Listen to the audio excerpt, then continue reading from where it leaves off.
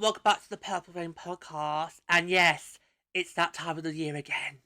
Oh no, you love it! I fucking don't. Oh! F-bomb in the intro! Wow, come on! This might be the last one, guys. This actually might be the last one of the season. I don't know if they're gonna do a starting six for the playoffs. I don't know. But this could be the last one. This could be the last one. Right, let me load it up. So all throughout the season, we've been having the PWHL Starting Six, which of course was a brand new initiative for this season, recognising the best forwards, defenders, and netminder of the month. And we've had some very interesting selections over the last few months, guys. Yeah, some been great. Some you think, wow, really? Oh my. But it's been fun. And of course, each month we have been, recapping each of the selections. You've been hearing our thoughts on it. So, yeah. So we do have April now. I know it has taken quite a while to get to it, but we've been busy with lots of other first episodes going on. Yeah, so we're a very busy show. Yeah, we are, lady. We are a very busy show. But I love it. I love it. I love the fact. I just love the fact that we're able to give people episodes at least once a month. I just love that. It's just great, because this technically is a seasonal sport, but this should be a seasonal show. But right, go now. So here is the starting six for April. So I'll just remind you that the starting six recognises the top three forwards, 2 defenders, and 1 goaltender based on their performance in regular season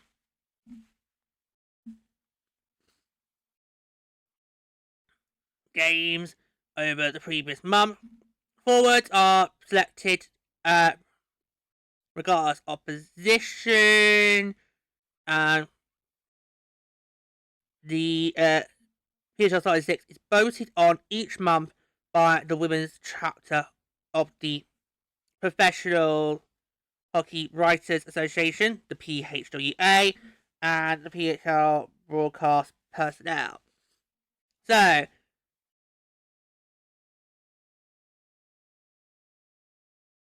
April's starting six is as follows.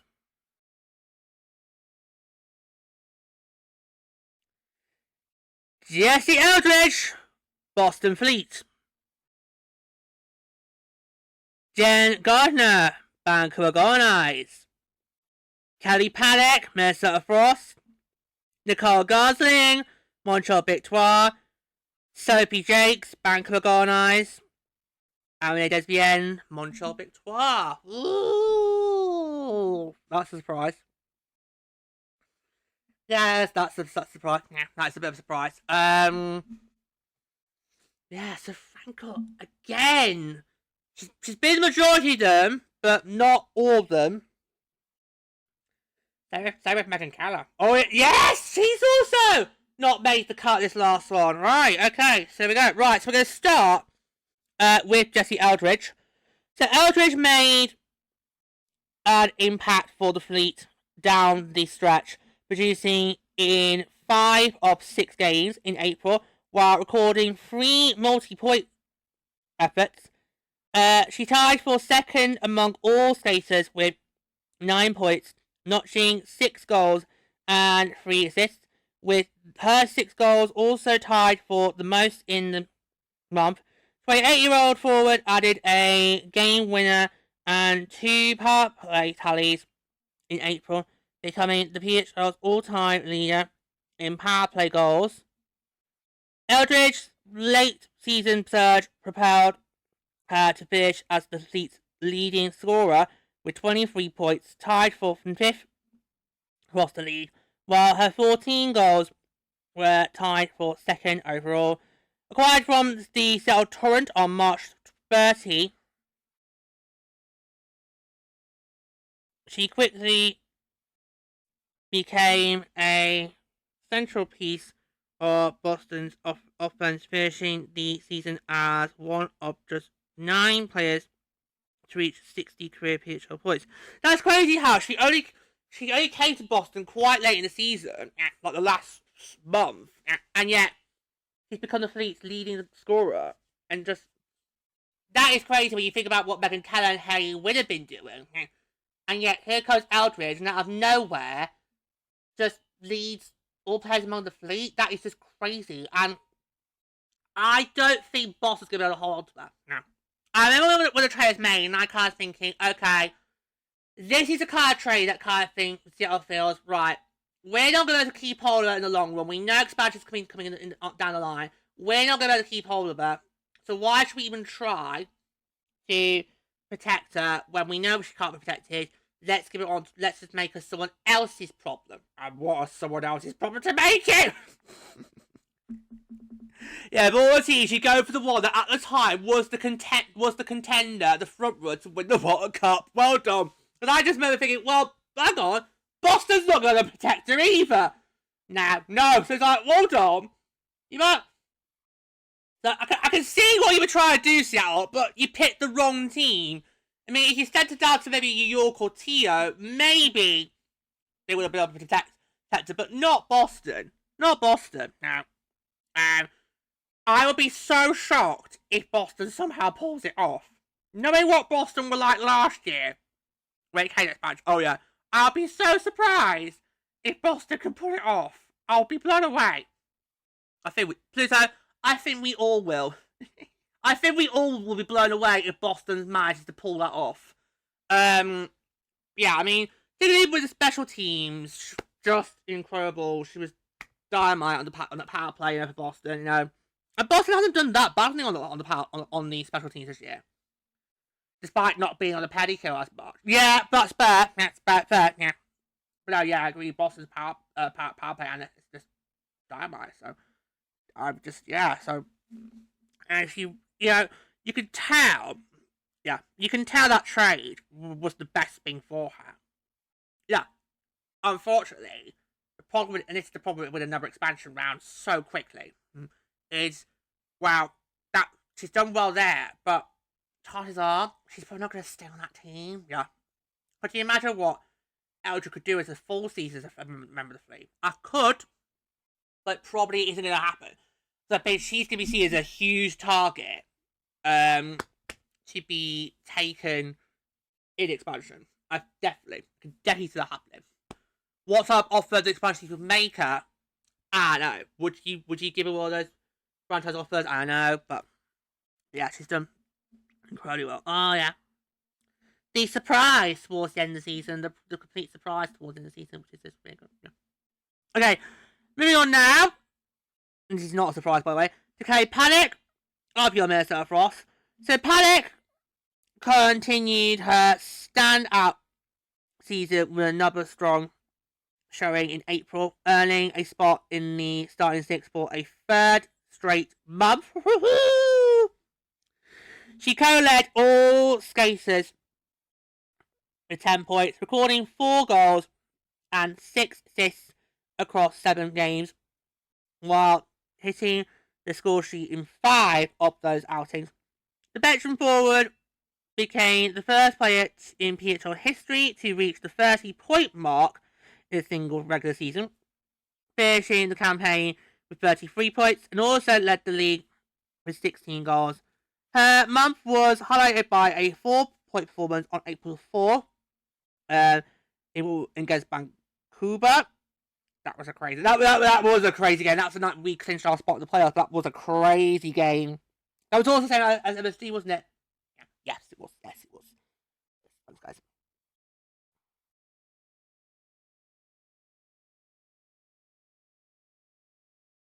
Tying the league's single game points record with 2 power play goals and 2 assists. The 30-year-old capped off her regular season by joining the 60-point club for her career, doing so with an assist in the last game of the campaign. That would have been in Vancouver. Yep. Beyond points, Panic was a force in the face-off circle, winning 65% of her draws in April. Now, I think we had to do an episode covering Panic's standout year, but honestly, was complete turnaround from, she more than doubled her goal from last year. She more than doubled that. It's just, do you not think she's got a high chance for MVP? Well, she should be, but again, I know what the boys and girls at home are going to say. We're biased as book. Yeah. I know what they're going to say. You're Frost fans. Of course you're going to say she should be MVP. Weren't you with your team? Yeah. Weren't you with your team? Yeah. So, maybe go have a look at yourself in the mirror before you come at us. Oh, not in that sense, George. I didn't say it. I didn't go there. I did not go there. I did not say it. She went there. I did not go there. She did. Can I just say, we have to protect her at all costs. Yep. I think when we get to potential lists, which are not too far away, guys, I think we've got two that we definitely can lock in for phase one. The question is, who's that third going to be? And I think this is going to see fights happen. It might get nasty. I think we've got to protect at all costs, because when you have a player who's had a season like that, you just know these expansion franchises are immediately going to come in and go, right, I'm having her. I'm having her on my team, because I can just see what she can make for my team. Yeah. So, I mean, she's had quite... Oh, no, you're not going to use the J word, are you? Oh, Pluto. She's had quite the journey. Oh, God. She's had quite the journey this year, and I just think, it's definitely an MVP worthy season, but you just think... Bear in mind, at the time I call this is we do not know who the nominees are for that award. But no, we don't know who the nominees are. But you have to think she's got to be up there. She's got to be. Yeah, but the question is who then goes or not gets nominated alongside her. Because if it's Franklin Despienne, then oh god. I think those two are locked in for netminder. I don't know who the third one's going to be. Could be, but I don't know. Yeah, I honestly I've been so impressed with Kay Panic, and I'm just with her turnaround she's had this season. It's just been incredible compared to where she was this time last year. It's just incredible to watch and to see, because she's up there as one of the star players of the Frost, along with High C and the Winkle and Schofield, to name a few. As well, to just name a few. For her to have this season is just incredible. So, yeah. Oh yeah, definitely no questions about it. When we get to the potential list for our Frost, she will be up there, locked in. She'll be locked in the number one slot. Well, moving on to Nicole Gosling on Montre Victoire. So Gosling continued her strong rookie campaign with a third straight selection to the starting six, delivering 8 points in April on 1 goal and 7 assists. She closed the month on a 6-game point streak, highlighted by a career-high 3-assist performance on April 21 against Vancouver. The 24-year-old defender also made her mark on special teams, recording 3 power play assists in April, and finished the season second in the league with 7.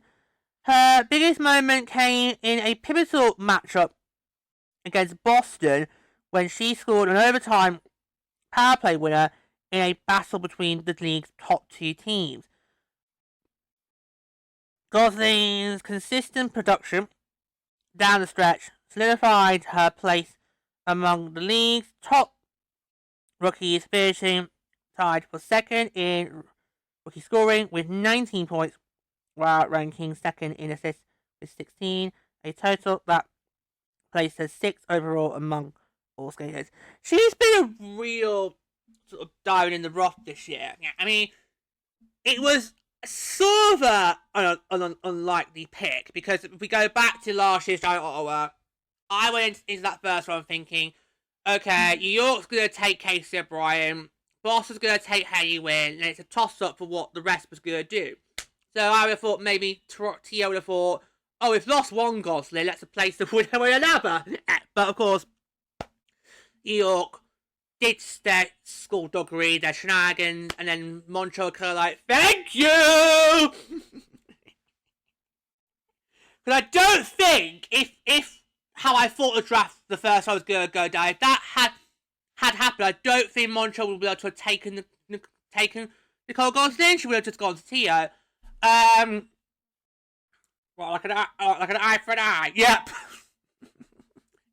That's how I would have seen it. But you know, I do worry, because she's on Montreal, and we know there's expansion happening. I don't see her staying. Yeah. It's like how last year Abby Marine, she just had a standout year last year for Montreal. That's a player who can do real good things for Montreal, but then gets taken expansion draft. I can see that happening again with, yeah, she has been a standout star this year. She's had a really great rookie season. I think she should be up there for rookie of the year, but we know that's going to be dominated by Boston with both Newark and Wynn. Yeah. So let's not even think about it. No, let's not even think about it. Would they dare put Carlton Oakborough as the third nominee? I think they would dare, even though I don't think she deserves it. Oh, well, I'm sorry.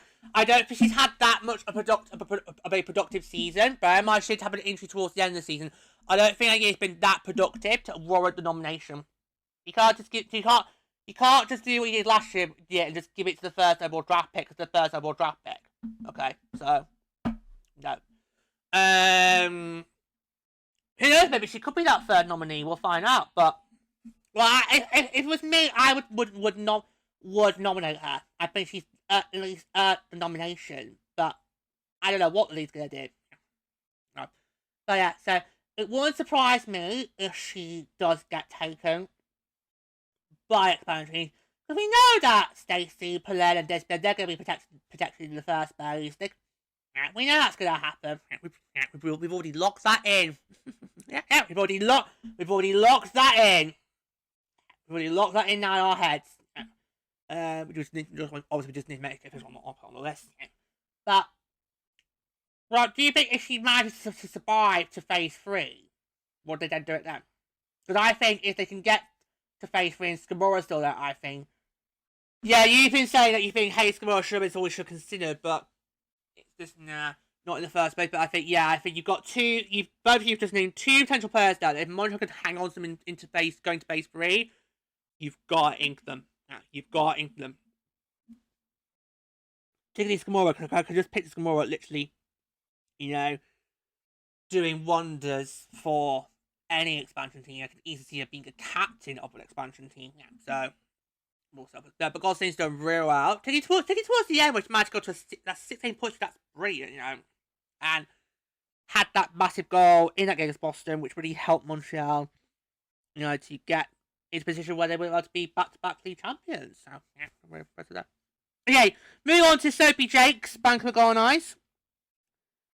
Jakes delivered a dominant April from the blue line, her leading all players with 10 points while recording 3 goals and 7 assists across 7 games.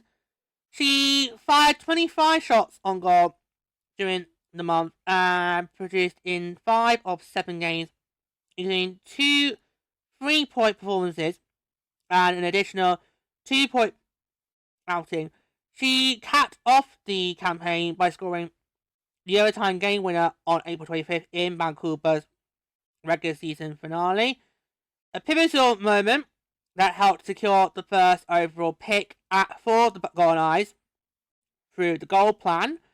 That goal marked her 9th of the season making her the first defender in PHL history to reach the milestone. Jakes also tied the league's single-game record for shots by a skater with 10 in one game, becoming the first blue liner to reach that mark. She finishes the season with 20 points, standing as the lone defender to lead her team in scoring and became the first blue liner to hit 50 career points. See, I kind of felt Zoe Jakes hasn't had the standout season she had last year. No, it's just like, obviously I remember when obviously the Golden Knights took her. It was not that long after Claire Thompson was taken by Vancouver, and I kind of thought, right, these are two strong players that Vancouver's going to have on their team. They're going to give them the goods. But I don't think either of them it really has worked, has it? No, it's just, with Sophie Jakes, we all knew what a big miss was. I think, didn't we protect her? Yes. If you go and watch last year's Protection List episode back, we and ahed over should it be Steckline or Jakes, and we all felt that whoever we don't pick, highly likely will be taken. So we picked Jakes, and yet obviously the official Protection List was Steckline, and Jakes was the second to go in the exclusive line window. It was literally like hours apart. He's not joking. Claire Thompson got announced first, and then it's a few hours later. Sophie Jakes has gone. So straight away we knew already we were one player down on all this. Now, yeah. Well, they weren't all perfect. Anyway, no, yes, I just felt this is a player that really should have been leading the way for this team, and yet it's kind of a bit of a come-see, come-saw kind of situation. Yeah, I kind of felt her numbers weren't as impressive as they were for us last year. But can you argue that's because it's the expansion team to try and find a foot in? I know, but I just think, yeah, those numbers are not as great as they could have been. Yeah. So I don't know what to make. I really don't. I really don't know what to make of it.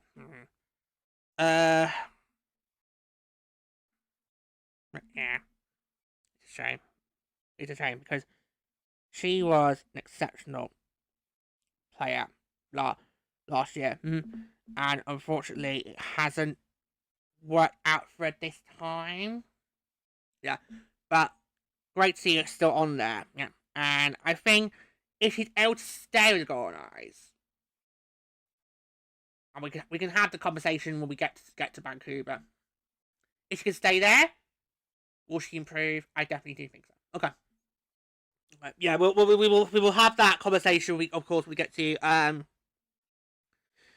the Golden Eyes. We do of course now need to start thinking about protection lists and who we're gonna who we would want to protect. But it's god. Yeah, so do we really want to make that same mistake we did last? I don't know. Right.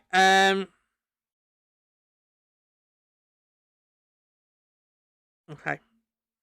Oh, forgot to see Jen Gardner. Sorry, it's because I'm reading it off my phone, and I must just scroll down too quickly. So we'll go back. So before we go to David, we'll go back to Jen Gardner. It's going towards the end of the regular season, kids. Summer's nearly here. Bear with me. Right, let's go back to Jen Gardner.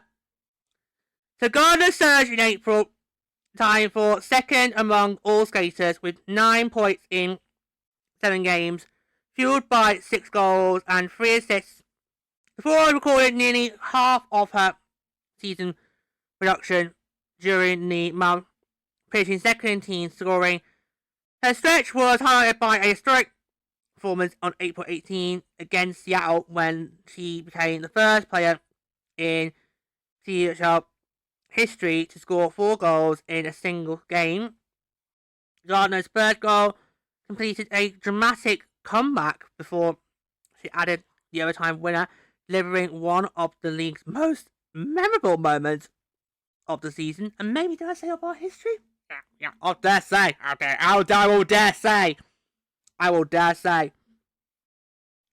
24-year-olds play down stretch helped Vancouver secure the first overall pick in the 2026 PWHL entry draft, which we now know will be in Detroit. That was through the goal plan. Campaign where she set new career highs, 19 points, recorded 9 goals and 10 assists. Lauren Jakes, I bet this is another player that really should have had a good standout year last year. I mean, in fact, remember rightly, she was nominated for Rookie of the Year last year. Yeah. But hasn't produced well here either. Fair. That is definitely fair. Yeah, I mean, and she's from the area. She was a hometown native, you know. So you just knew that Vancouver were going to want to have that on their team. You know, she did really good for Montreal last season. Again, yeah, it's not really. And yeah, you could argue, is it because it was an expansion team, try to find your way. But it's just, it did not work in Vancouver for a lot of these players, let's be honest. For a lot of these players, you just look at being, how did that not work? How did that not work? You know? I just think, again, like with Jakes, if she can stay in Vancouver, can she improve? Yes. I think Vancouver it's tough when you're thinking about who you protect. Because I think you've definitely got to have Emma Smashmire locked in. Yeah. Okay. And after that, what do you then do then? Yeah. Because you could easily make a case for a lot of forward defenders on that team. Yeah. So, yeah. I don't know. Yeah, I don't know. Honestly, I don't know what we're going to do. We'll get to that. But we'll see. We'll see. Luckily, it's not us that has to make these calls, but even trying to do this as fans is hard. Yep. Oh yeah. So yeah. Just oh god. We're already dreading it. Then you got anything to add to that? I think she's had a quite impressive season. Yeah. Not as impressive as it was last year to get the nomination for Rookie of the Year. But I'm just gonna go with my partner over here, you know. The expansion, because it was an expansion team, we didn't really get to see as good of numbers as she could have done. Okay. And then finally, you have Amine Desbian for Montreal Victoire. Desbian was sensational in April, leading all goaltenders across every major category, while backstopping Montreal to a first-place regular season finish. In 5 starts, she posted a perfect 5-0 record, all in regulation, allowing just 4 total goals across the month. 32-year-old recorded 2 shutouts alongside a 0.79 goals against average and a .965 save percentage, all of which ranked first among netminders in April. Her dominant stretch capped off a record-breaking regular season for the lead veteran goaltender. SBN set new single-season league benchmarks with a 1.11 goals against average with a .955 save percentage, while tying the league record with 19 wins and finishing second all-time with 7 shutouts in 62 career games. 62 career regular season games, I should say, sorry. SBN leads all goaltenders in career wins, save percentage, and goals against average. Right. Now, I've been saying all season long that Aaron Frankel should be who wins goaltender of the year. But, or he's changing. I'm not changing the tune, no. But what I was going to say, before I was rudely interrupted, what I'm going to say is I do think Desbian does have a case. I do think she does have a case. So, if we get to June 16, because the awards is going to be June 16, this year the awards are happening before the draft. Normally, it's the draft happens first and the day after we get the awards. This year in the Detroit, it's the other way round. So before we even get a single draft selection, for a single pick that's made, we will know who's been given the gongs. Yeah. But you'll have to wait a little while longer for that awards show episode because we're going to do the draft first. Yes, we'll be recapping the draft first before we do the awards show. Okay, that's how we're going to do it on the show. Okay. Mainly because the awards is happening on the Tuesday and the draft's happening on the Wednesday. Whereas if it happened on the Monday, Tuesday, then on the Tuesday we could have done the award show properly in the run up to the draft. Anyway, never mind. But I do think has the case. So I wouldn't be too surprised if it's Desbienne, not Frankel, because Desbienne's second half was just so impressive. You know, and this is a netminder that isn't really that well known for losing 2 in a row. Never mind 3 in a row. I mean, I don't think Desbienne has ever lost 3 in a row in the league. So that just shows why she was netminder of the year last year and why I think she may have a case this year. Do you two want to try? No, I'm not going to try and argue that. No. I mean, we've been saying Frankel for since the start of the season. That's because obviously no one saw Boston doing what they did. But Desbienne, particularly the second half, since we came back from Milano, she's been really trying to show, look, remember, I was netminder of the year last year. This is why, you know. And the Big 12 is one of an incredible point streak. A lot of that point streak is helped by Desbienne being rock solid in the net, including 2 games against Frankel. Yeah, which I think those 2 Boston games will help the Big 12 be in a position to be back-to-back league champions. Yeah. Well, you just knew coming down the stretch. You just knew those last 2 games that those 2 teams had against one another. You just felt they were kind of like top of the league clashes, as we would say here in the UK. And you just kind of felt that those 2 games might decide who's gonna win the league. Yeah, it might decide who's gonna win that league. It did. It did. Yeah. So, I mean, Montreal just had an incredible second half. And I knew they were capable of it. Because I felt going into the season, I felt Montreal hadn't been too badly damaged by the expansion process. So I kind of felt that the Big 12 had a very high chance of, you know, at least being back-to-back league champions. But the first half didn't really live up to scratch. And as I said, I got back from Milan Cortina, it's been a completely different team. And it's like, this is the team I wanted to see from day one. So, yeah, just incredible. What Desmond's done this season is just incredible. I mean, when does she ever disappoint? There you go. She never seems to fail to amaze me. That's why when she has a bit of an off night, it always kind of feels a bit bizarre. Yeah, like what we saw in Milan Cortina in that group match against USA. It was, and she let in 5 goals. That was seen as pretty much a surprise. Yeah, because no one expected Desmond to give up that many goals. Yeah. Yeah. So I just felt, yeah, that was a shock. But she was incredible with how she then tied up for that goal mill game against USA, and then let in 2. Yeah. Yeah. As George said, I just want to reiterate, she doesn't have that big of a losing streak. She normally will either lose one and gets right back into it. You don't normally see her lose more than 2 in a row. So if you're in a playoff series against Desbienne, you don't really want to go 2-0 down, because it's higher likely she's then going to drop 3 in a row. No. Higher likely. No. Higher likely she'll drop 3 in a row. No. So you might be able to get 1 back and force game 4. Yeah. But then probably Desmond will then shut the door down. Yeah. So yeah. Yeah. So it's just incredible, you know. And I would not be surprised if she somehow gets the gong.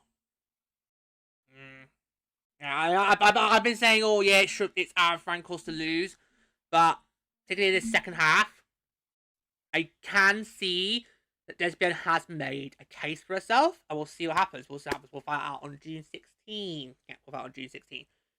Okay, so there you go. That is your starting six for the month of April. We did it a little bit out of order there because I accidentally scrolled past Jen Gardner. I just find it easier to just read all these articles on my phone rather than do it on the laptop, because the laptop we just probably use just to record. So, but sometimes these things do happen, boys and girls. Sometimes these things do happen. But no, but she's done impressive. Yeah, so we'll say that is your starting six. I have really loved doing these, by the way. I mean, it's been a great little fun, to recognise, these stout players of the month. Obviously, we did have a month off in February, and if you watched the one we did for January back, we did kind of a little joke about, could there be one in February? Will there be one in February? Of course, there wasn't one in February. Despite that there were 3 games played in February, but yeah. So we've had November, December, January, March, and April. April's we've just done today. I would love this to come back again next year. I think it's good. It's good that we get to celebrate some of the stars of the month. Because, hockey can sometimes feel like a long sport. And you do sometimes forget some of the achievements made by certain players in the earlier months, particularly those earlier months of the season. So I think it's nice that every single month we can try and recognise those standout star players that did well, for a particular team. So it literally only just started this year. It was a brand new initiative launched for this season, and I really hope we get to do more of these in the future. It's been quite fun. Oh, come on, Pluto! You've loved it! I miss it. A minute, go on. Oh, God. Can't win them all, can't win them all. So that's your starting 6th month of April, and for us, we are done for another episode. So thank you for as always. Till next time, take care, guys.